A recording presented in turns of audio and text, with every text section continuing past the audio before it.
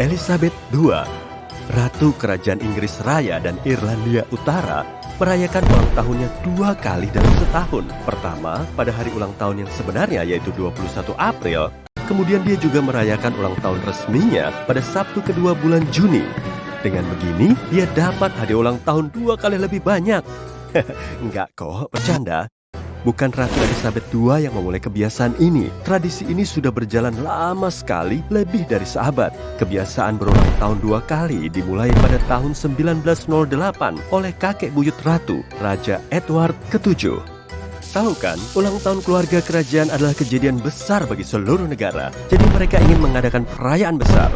Parade pertama untuk kesempatan itu diadakan pada tahun 1748 supaya semua orang bisa merayakan dan menghormati sang penguasa.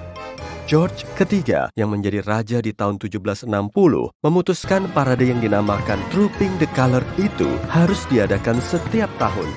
Dia menjadikan ini tradisi yang diikuti semua raja atau Ratu Britania Raya sejak saat itu sampai tahun 1908. Ulang tahun asli Edward ke-7, yakni raja pada saat itu, jatuh di bulan November. Di Britania Raya, November nggak cocok untuk perayaan, dan seringnya cuaca buruk di hari ulang tahun Raja Edward. Tapi, raja tetap ingin perayaan besar dan indah yang bisa dinikmati semua orang di luar rumah. Maka, dia putuskan untuk memindahkan parade itu ke bulan Juni saat kemungkinan cuaca lebih bagus. Tradisi ini lestari. Sejak saat itu, Raja dan Ratu Inggris punya ulang tahun asli dan ulang tahun resmi di bulan Juni dengan parade besar. Sekarang perayaan itu diadakan pada Sabtu kedua bulan Juni. Ratu selalu menghadirinya langsung. Parade itu semarak dengan diikuti lebih dari 1.000 perwira, 200 kuda, dan 200 musisi. Anggota keluarga kerajaan lain bergabung dengan Ratu di balkon untuk menyaksikan parade dan angkatan udara kerajaan yang melintas di udara. Parade ini bukan cuma diadakan di Britania Raya, tapi juga di banyak negara wilayah persemakmuran. Persemakmuran adalah asosiasi 54 negara anggota yang sekarang sudah merdeka, yang hampir semuanya pernah berada dalam kekuasaan kerajaan Inggris. Total populasi semua negara ini adalah 2,4 miliar orang. Negara anggotanya termasuk Britania Raya, Australia, Selandia Baru, Kanada, Afrika Selatan, Singapura, dan banyak negara Asia dan Afrika. Mereka membentuk asosiasi yang dikepalai oleh Ratu Elizabeth. Tiap negara itu punya pemerintahan sendiri, dan Ratu tidak memiliki kekuatan politik sesungguhnya dimanapun, sama seperti di Britania Raya.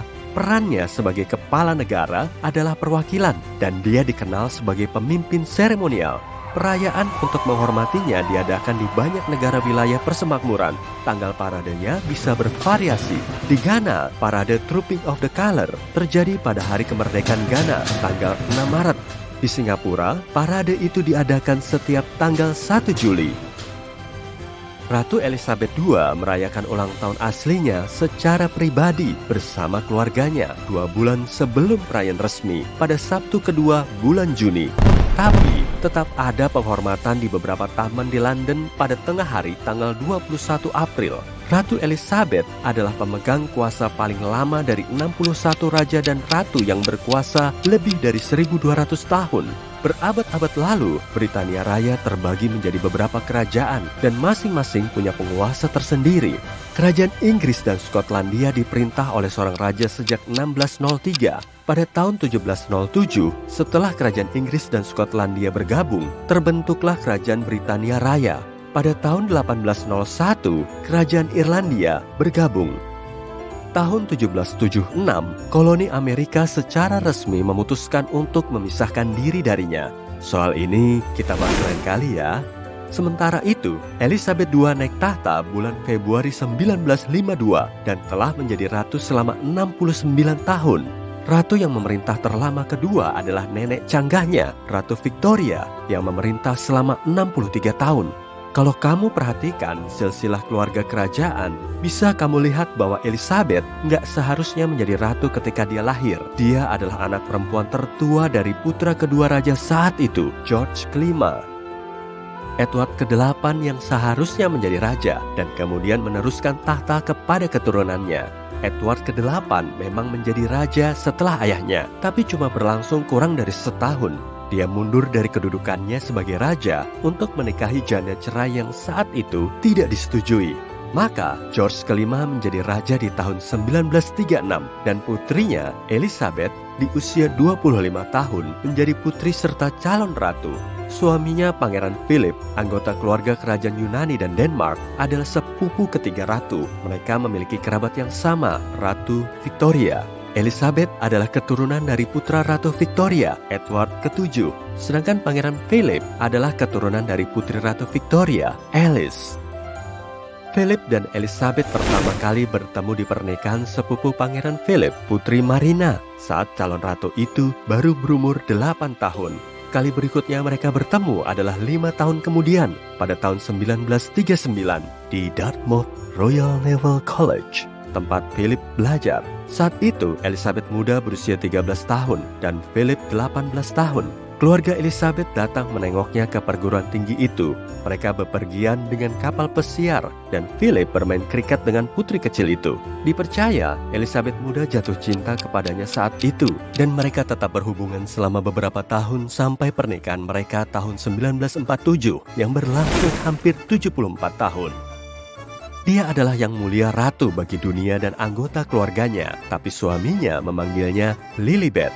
Dia mendapat panggilan itu di masa kecilnya. Itu adalah nama panggilan yang diberikan adik perempuannya, Margaret, karena belum bisa mengucapkan Elizabeth. Suami ratu adalah orang terakhir yang memakai nama panggilan itu. Untuk menghormati ratu dan pangeran Philip, pangeran Harry, cucu ratu dan istrinya Meghan, menamakan putri mereka Lilibet di awal tahun ini. Ratu punya hobi yang benar-benar wah, yaitu balap merpati. Peserta melepas merpati terlatih mereka yang harus menempuh jarak tertentu dan kembali pulang. Jarak yang ditempuh merpati dan waktu tempuhnya diukur dengan saksama. Lalu mereka menghitung kecepatan tiap merpati. Merpati tercepat dan pemiliknya yang akan menjadi pemenangnya. Tapi nggak sembarang merpati bisa ikut serta. Olahraga wah seperti itu cuma untuk merpati ras khusus yang disebut Racing Homer. Ratu Elizabeth memiliki sekitar 200 merpati peliharaan yang hidup di kandang di tanah pedesaannya. Musim balap berlangsung dari April sampai September dan selama periode itu, burung-burung kerajaan mengikuti pacuan tiap minggu. Burung-burung ratu telah memenangkan tiap pacuan besar di Britania Raya. Gak heran sih, obsesi balap merpati itu sebenarnya berawal di Belgia. Raja Belgia lah yang menghadiahkan beberapa merpati kepada Edward kedua, kakek buyut ratu. Di tahun 1886, Edward kedua sangat antusias dengan olahraga itu. Dia membangun kandang merpati, mengembangbiakannya dan meneruskan hobi itu kepada keturunannya, putranya, dan cucu perempuannya. Ratu juga punya hobi yang lebih membumi, yakni menonton TV. Dia suka menyebutkan kesalahan sejarah dan ketidakakuratan dalam serial favoritnya. Dia sangat pandai dalam hal ini, bisa melihat detail terkecil seperti medali yang ditunjukkan dalam acara itu berasal dari era yang salah atau dipakai di bagian dada yang salah. Ratu juga punya buku harian rahasia, tempat dia menuliskan semua pikirannya di penghujung hari. Setiap hari, gak peduli jam berapa atau di mana dia berada. Dia telah memiliki buku harian sejak berumur 15 tahun, yang artinya 8 dekade dokumentasi ratu dan refleksi pribadi tentang semua yang terjadi di dunia dan dalam keluarganya. Buku harian itu dijaga dengan cermat dan enggak seorang pun diizinkan melihatnya, kecuali suaminya, Pangeran Philip. Mungkin suatu hari kita bisa mengintipnya, tapi pasti enggak akan bisa melihat semuanya. Nenek canggah ratu, Ratu Victoria, juga menyimpan buku harian. Dia memperbolehkan buku itu diterbitkan, tapi meminta putrinya yang termuda, Putri Beatrice, untuk mengedit jurnal itu lebih dulu dan membuang semua topik sensitif yang mungkin ada dalam tulisannya. Sang putri butuh waktu 30 tahun untuk menyelesaikan transkripsi itu. Setelah itu, dibakarnya buku harian yang asli. Versi yang sudah diedit, diterbitkan dan masih tersedia dalam bentuk digital. Ada satu hal yang selalu dibawa ratu saat bepergian, yaitu selimut biru yang sangat disukainya. Selimut itu selalu disimpan di mobil agar bisa menyelimuti kakinya ketika udara dingin, tapi tempatnya memang di mobil. Yang biasanya dia tenteng ketika keluar adalah tas tangannya. Kayaknya ini nggak perlu, sebab dia selalu ditemani beberapa pengawal. Mereka bisa membawa apapun yang dia inginkan di dunia ini, tapi tas tangannya itu punya fungsi yang sangat khusus untuk mengirimkan pesan kepada stafnya. Biasanya, ratu membawa tas di tangan kirinya. Kalau tiba-tiba dia pindahkan ke tangan kanan, Ratu memberi isyarat ke para pengawalnya agar mereka tahu bahwa dia lebih suka mengakhiri percakapan. Jadi pengawal harus menyela dan membebaskan ratu, misalnya dengan bilang seseorang ingin bertemu dengannya. Kalau waktu makan ratu meletakkan tasnya di atas meja, artinya dia ingin agar makan malam berakhir dalam waktu 5 menit. Kalau aku, biasanya tinggal naruh kakiku di atas meja buat nandain kalau waktu makanku selesai. Mirip-mirip lah ya.